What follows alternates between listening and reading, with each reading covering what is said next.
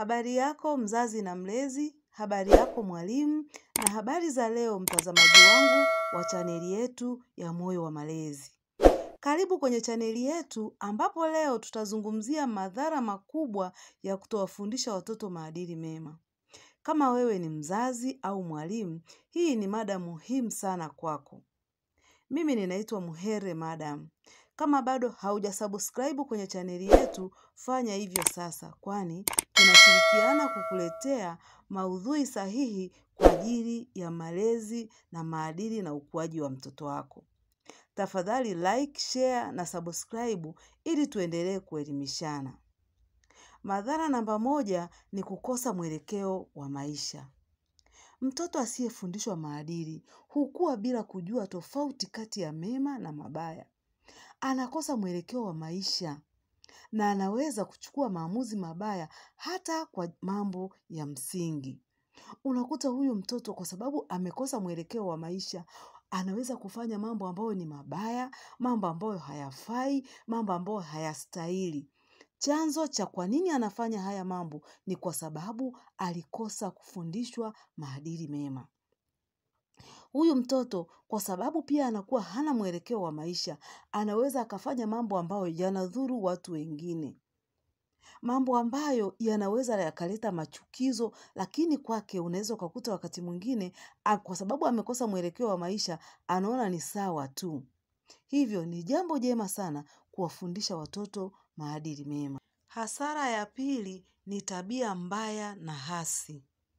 Watoto wasiofundwa maadili huonyesha tabia kama uongo, wizi, ukatili, kiburi na dharau.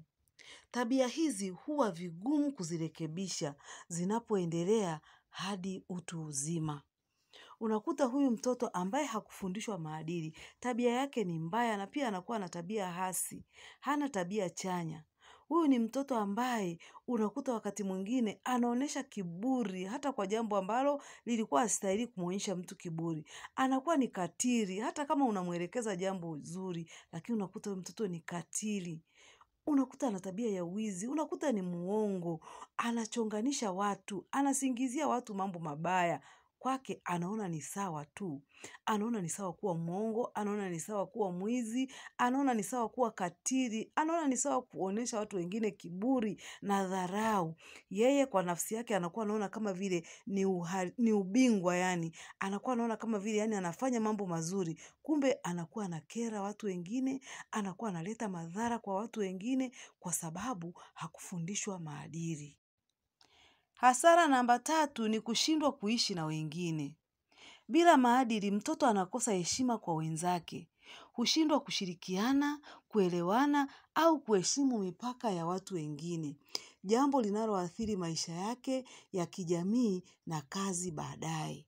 Huyu mtoto ambaye hakufundishwa maadili, unakuta ni ngumu sana yeye kuishi na watu wengine, ni ngumu sana kushirikiana na wengine, kwa sababu anakuwa amejaa kiburi, anakuwa amejaa dharau, anakuwa anaona kila jambo ni kawaida, anarahisisha mambo, kwa sababu huyu mtoto anakuwa hana maadili, anakuwa hawezi kuheshimu watu wengine. Haya mambo yote yanamfanya apate athari katika maisha yake. Unakuta maisha yake na jamii inayomzunguka ni magumu, kwa sababu jamii inamchukulia kama mtovu wa nidhamu. Jamii inamchukulia kama mtoto ambaye hasikii, mtoto ambaye hana nidhamu, mtoto ambaye ni mkorofi, mtoto ambaye ni mbaya. Kwa hiyo atashindwa kuishi na watu wengine kwa sababu pia unakuta hata hawezi kujali wenzake. Yani anajijali yeye mwenyewe nafsi yake kwa sababu hakufundishwa maadili. Jambo la kuona kwamba mtu mwingine anatakiwa labda umjali au umheshimu, kwake hicho kitu hakipo kwa sababu huyu mtoto anakuwa hana maadili. Hasara namba 4 ni hatari ya kuingia kwenye makundi mabaya. Mtoto asiyefundwa misingi ya maadili huathiriwa kirahisi na marafiki wabaya au mitandao ya uhalifu. Anaweza kuvutwa kwenye dawa za kulevya, ujambazi au tabia zisizofaa kwa sababu hana msingi imara wa maamuzi. Yani yeye akili yake na mawazo yake anaweza akaamuliwa tu na watu wengine. Na unakuta mtoto asiyekuwa na maadili ni rahisi sana kufuata maamuzi ya watu ambao wanatenda uhalifu. Ni rahisi sana kuwafuata watu ambao wanafanya ubaya. Marafiki ambao wako naye katika rika moja wanaweza wakamvuta marafiki ambao ni wabaya. Ukakuta anaingia katika mitandao ya uhalifu. Ukamkuta amejiingiza katika uvutaji wa madawa ya kulevya. Ukamkuta amejiingiza katika ujambazi na tabia zisizofaa. Kwa hiyo, mzazi, mlezi, mwalimu na mtu unayenisikiliza, mtazamaji wangu wa chaneli yetu, hakikisha kwamba mtoto anapata maadili mema. Hasara namba 5 ni maumivu kwa familia na jamii. Watoto wasio na maadili huishia kuwa chanzo cha mateso kwa wazazi, ndugu na hata jamii nzima. Wanaweza kuvunja sheria, kuharibu mali au kuwa hatari kwa wengine. Hawa watoto wanasababisha maumivu makubwa sana kwenye familia zao na wanasababisha maumivu makubwa sana kwenye jamii ambayo inawazunguka. Unakuta kwa sababu wanajihusisha na vitendo vibaya, wanaweza wakafanya jambo lolote ambalo linaweza kuwasababisha hata wakatiwa nguvuni. Ukakuta wakati mwingine anakamatwa, anashtakiwa, wazazi ndio wanaanza kupata shida kuhakikisha kwamba huyu mtoto wanamtafuta jinsi ya kumkomboa au ya kumtoa kwenye sheria ambapo anakuwa anashtakiwa. Kwa hiyo unakuta wanasababisha maumivu. Unakuta wakati mwingine wanafanyia jamii ambayo inawazunguka mambo mabaya, wanavunja sheria, wanaharibu mali za watu na hata wanaweza wakaumiza watoto wengine.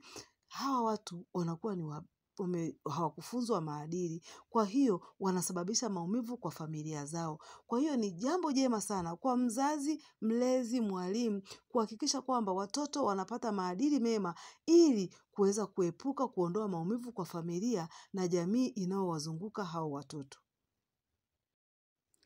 Kumfundisha mtoto maadili si chaguo, ni wajibu. Kukosa kufanya hivyo kuna gharama kubwa kwa watoto, familia na taifa kwa ujumla. Tuamue leo kuwalea watoto wetu katika njia ya maadili mema ili walete nuru kwa dunia ya kesho. Tuandikie kwenye comments, unadhani madhara yapi ni ya hatari zaidi? Usisahau kusubscribe kwa maudhui mengine ya malezi na elimu ya jamii.